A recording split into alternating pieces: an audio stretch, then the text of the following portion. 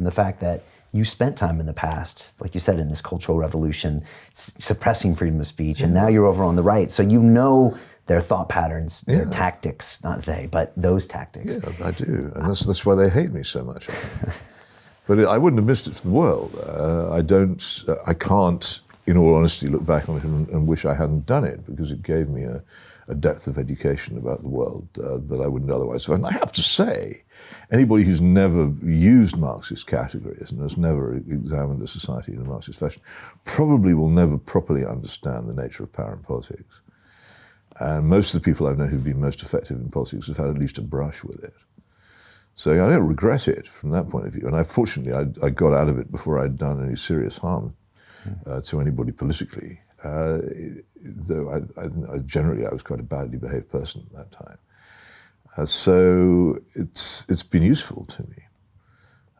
I think if people would only listen to me a bit more, it could be quite useful to society as well. But one of the problems with understanding things better than most people is you can't actually explain it to them, because they haven't had your experiences, they haven't done your traveling, they haven't lived where you've lived or seen what you've seen. They don't know what left-wing people are like in private.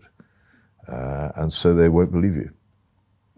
So it's like being the guy in Invasion of the Body Snatchers trying to say, look, actually, no, this is really bad. And they're saying, no, don't worry about it.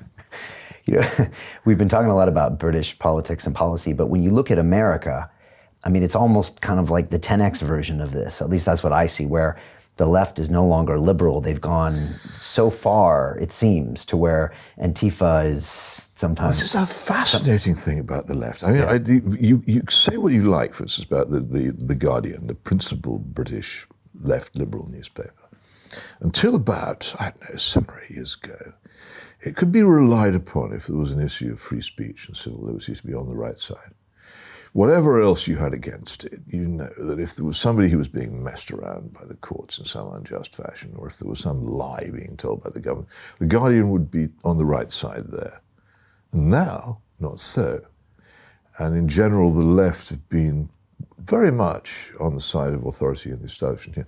I think that this is because the left have become the establishment, that their opposition to these things really arose from them being excluded and outsiders, rather than because of a principled desire to stand up for freedom. And it's a great shame. And I miss the old Guardian a lot. And I look at it now and I think, well, what happened to you? You were so important and now you're not there. And it reminds me also of a very clever statement made by a man called Richard Neville, who set up, he was an Australian, came to England, he set up a magazine called Oz, which was a troublemaking, radical, often quite obscene magazine. And not my political ally, but he was certainly very bright. And he said back in the 1960s, there is an inch of difference in this country between the Labour Party and the Conservative Party, but it is in that inch that we all live. But since then, that inch has closed. There is no inch. Parliament is no longer adversarial. The two parties don't actually genuinely fight each other over anything. And therefore, the inch in which we lived is gone. It's the adversarial nature of, particularly of British democracy, that was always so important, that the parties really were genuinely rivals. And once they ceased to be and became almost identical in politics, then the liberty of the rest of us just gone. Wow.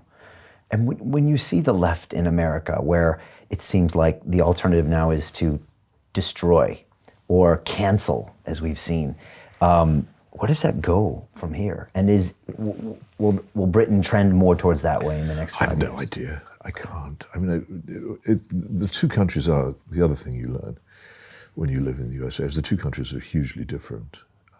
And particularly the United States, the left in the United States has a wholly different character, as indeed do conservatives. And the conservative tradition in America is, for instance, it's neither Anglican nor monarchist.